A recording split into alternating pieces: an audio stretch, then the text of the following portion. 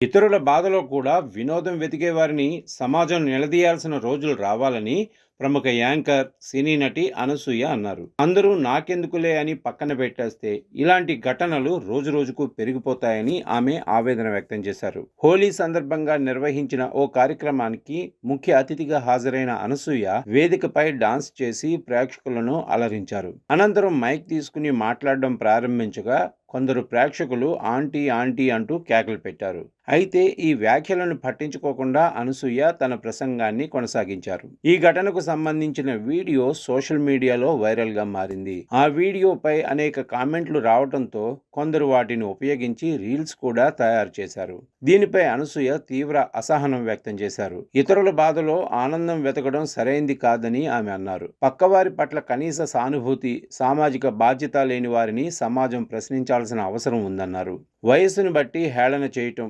మహిళలపై వివక్ష చూపటం అసలు ఆమోదయోగ్యం కాదని ఆమె స్పష్టం చేశారు. ఇలాంటి ప్రవర్తనను చూసి సమాజం సిగ్గుపడాలని, అందరూ నిర్లక్ష్యం చేస్తే ఇవి సాధారణంగా మారిపోతాయని అనసూయ వ్యాఖ్యానించారు.